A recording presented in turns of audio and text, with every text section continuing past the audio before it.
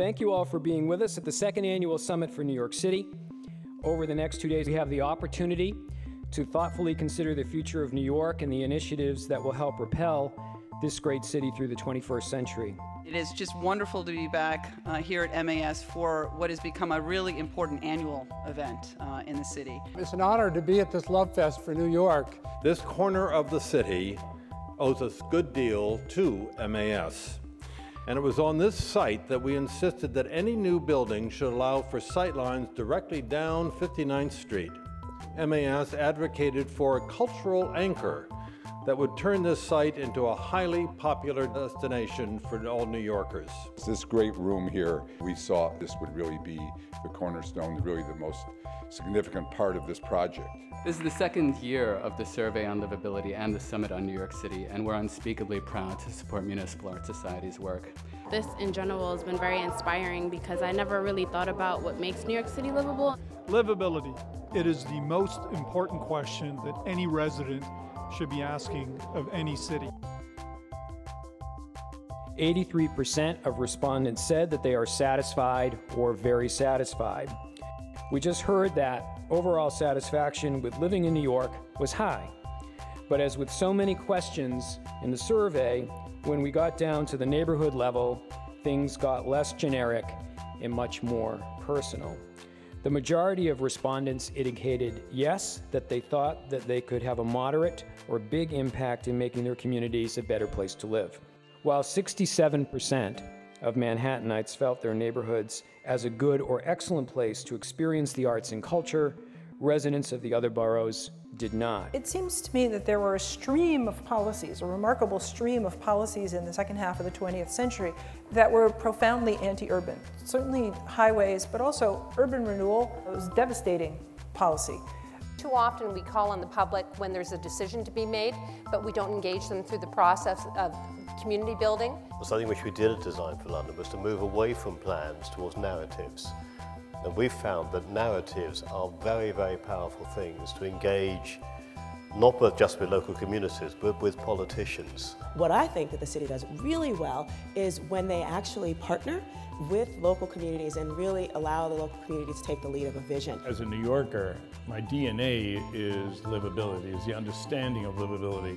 What better place than a university or a college to become a hub for community activities, community engagement, and community partnerships? The fact is, we're not cavemen. Even if we can do our work at home alone, we want to be inspired by space, and we want to be in a place with other people who are doing thinking work. It's happening in the libraries. Planning used to be just zoning. And we create a new language, a design language, which has become integral to planning and development around the city. Waterfronts really started in San Francisco. Fisherman's Wharf was one of the first places that realized if you had old buildings, not historic, just old buildings, and a waterfront, that was a formula for commercial success.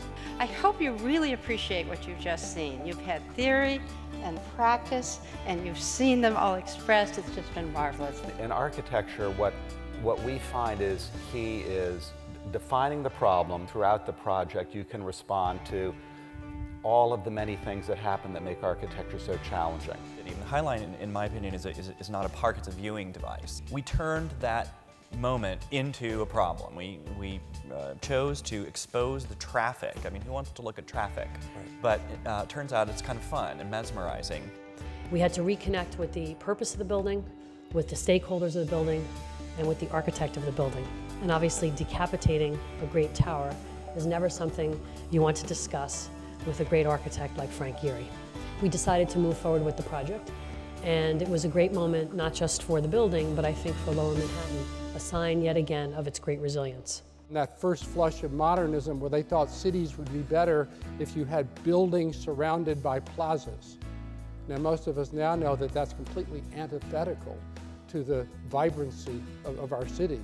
Our job today is to stir things up a little bit by taking on the question of whether we should reform the city's 1961 zoning ordinance. It's important to set the context for the public and not look at this zoning code as this document that comes from heaven like the Ten Commandments. How does it adapt to a 21st century generation that's going to use space very differently? We wouldn't have most of the really interesting stuff in New York City if it had gone through design review. No Guggenheim Museum, no Whitney Museum, no Empire State Building. When do you get your values into the decision making?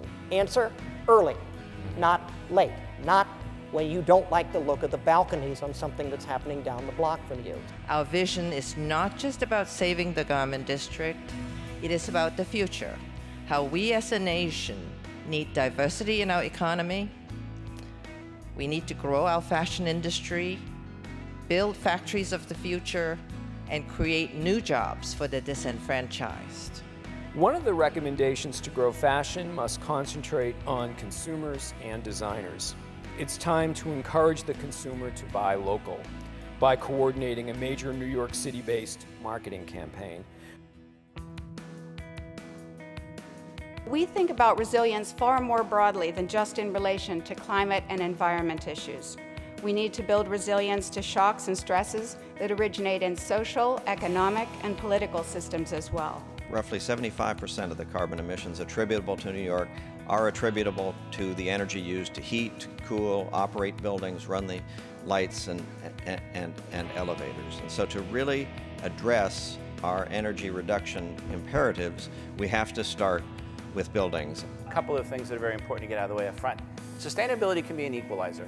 If done right, sustainability can break down some of the walls in between social classes, frankly, in this country. Every object, even the green objects, has an environmental impact before it got here.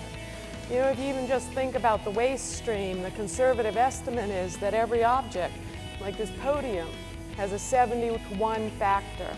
70 times the waste before you got this one object. And it makes me crazy when I see an economist do a report on how the manufacturing bubble keeps shrinking over here, but the arts and culture bubble and entertainment and media bubble keeps growing for the city of New York. They are doing manufacturing, they are making things, and they are growing in size. By demonstrating that we are reducing our watt and BTU consumption by 40% in the Empire State Building, we're educating the entire community of New York City that older buildings can be groundbreaking. If there is, in fact, a formula for success based around innovation in the 21st century, are we as a city adequately equipped to be able to exploit that recipe? I've been asked to talk today about the relationship between infrastructure and development. The fact that we actually have far, far more in common with our neighbors in Hoboken than we do our neighbors up in Buffalo. And that we have to figure out a regional governance system to actually fight for the kind of infrastructure that we need as a region, and it very much impacts our economy and the national economy. What will be the Brooklyn waterfront?